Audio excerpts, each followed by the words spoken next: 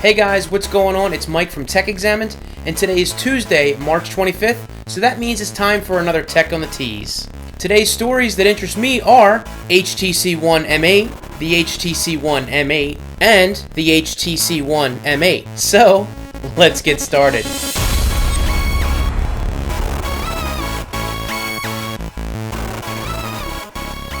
Alright, so it's a bit redundant, I know, but it's one of the biggest things that happened today, and I think it should be talked about.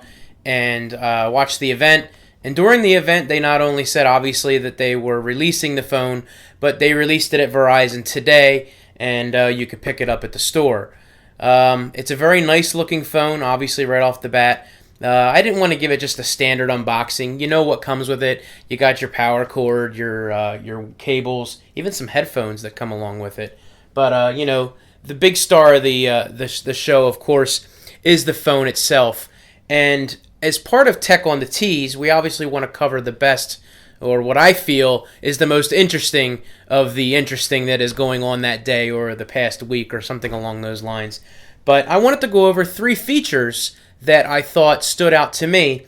Some are, might be gimmicky or whatnot, but I just want to get started and just show you guys exactly what I feel was pretty cool on the phone from it being announced today. So the first thing I wanted to go over certainly isn't anything groundbreaking or something nobody's ever done before, is the ability to just double tap on your screen and you can turn it on to check your time, if you got any notifications or anything on there, and you can just simply double tap it to turn it off, which I think is kind of neat. You're on one hand, you're using your phone, you're checking it out. You just want to double tap on there, check your time, and double tap it off, and you're good to go, which I think is kind of neat. I think that is a cool feature, and it's certainly something nice that's added, that you're not reaching up, or you have 2 hands on there, you got 1 hand holding it, or something along those lines where you're trying to do it. Again, nothing groundbreaking. I just think it's kind of neat to have. All right, so the second thing that I think that is extremely cool, definitely has been updated, is the camera app. Now, of course, this does have a dual lens, which is basically an endless array of ability to be able to make the picture sharper, create a depth of field on the camera, be able to do it after the fact, high res. I mean, the list goes on, and the things that they have added to the camera itself, if you were to simply go in to take a picture, you go in to take that picture, and you have all these options at the bottom for, if you want to do auto lighting. You have for nighttime shots, HDR, sweep panorama, anti-shake. You got manual, where you can go through all your own settings to be able to do whatever it is that you want to do. Auto white balance. Let's take it out of manual there. You got portrait, landscape, all the standard things that you have on many phones these days. But they do go a little bit further when it comes to the camera function on that. Of course, you can change your ISO, you can change your EV balance, which will affect your bright colors if you're in a lighter place or a darker place, to kind of brighten it up a little bit or darken it down a little bit. Auto white balance, again, depending on where you're at, you can create a different effect on that.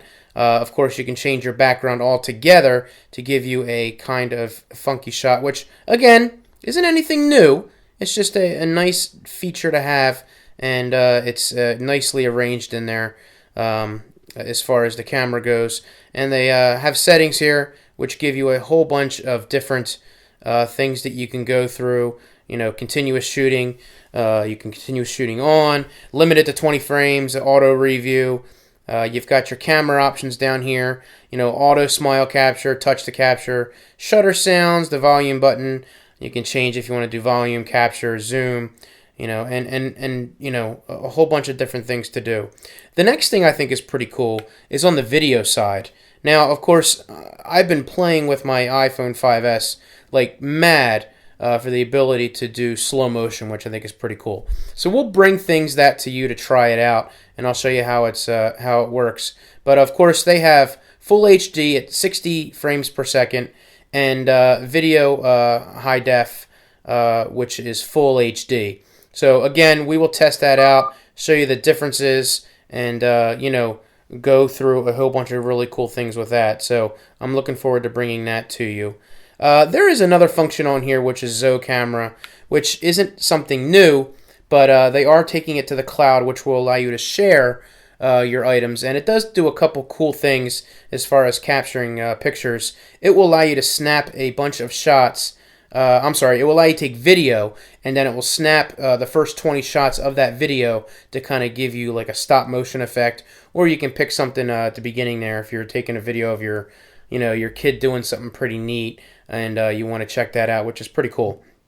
Of course, they have the selfie, which you can take a picture of yourself, and you can do different things. Unfortunately, you can't adjust too much with this, some of the functions that they have for the blur and all of that, because it is the front-facing camera. They do have the dual capture, which is more of a vlogging style thing, which I never knew if was necessarily or a whole lot of help, to be completely honest with you. And the Pan 360, which we'll definitely try out on something like that and see exactly what's doing.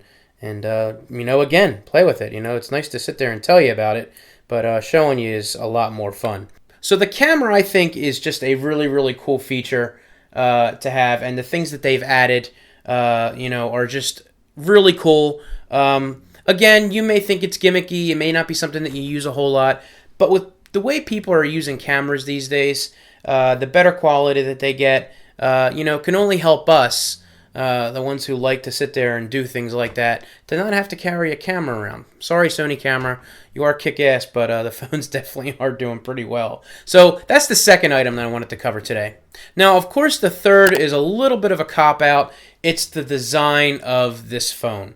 When it first came out, and when the leaks were coming out, and it looked a little weird as far as the design goes, and the rounded edges and the color. But I think it is absolutely cool looking.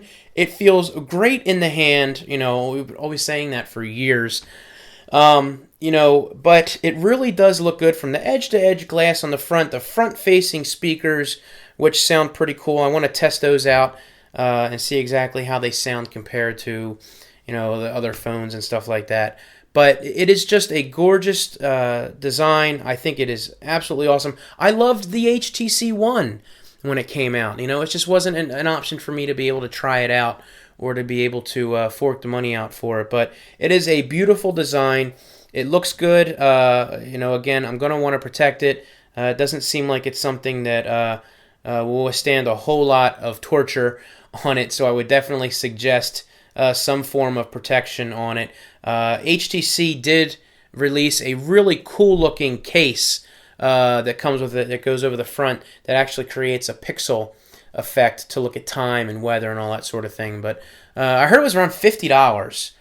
Still something to check out. I'm going to bring that to you guys as soon as we can on that. But I know the design might be a little bit of a cop-out, but I think it's kind of cool to kind of discuss it, just how nice this looks in general. It just is absolutely gorgeous. Gorgeous, gorgeous. So those are the three features for me on the HTC One M8. We've got a whole lot more to bring to you guys with this. And I just keep staring at it and just, I haven't had a whole lot of different manufacturer phones in my hand for a while.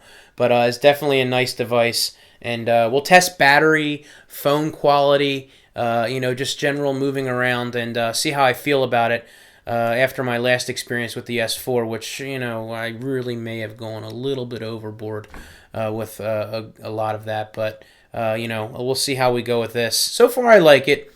To me, battery is important, and, being able to do the phone calls and stuff like that is also very important. So, hey, guys, if you love this content and you like what you're seeing, of course, please be sure to hit that like button, and definitely to stick around and see more on this wonderful new device. Be sure to hit that subscribe button down below. And as always, your support is greatly appreciated. Everything is just going so awesome, working hard, slowly but surely. I can see the numbers increasing. You are all enjoying this. More comments on everything like that. So stick around. If you want to check out our previous video, that is right here. Other than that, you guys have a great night, and we will talk to you later. See ya!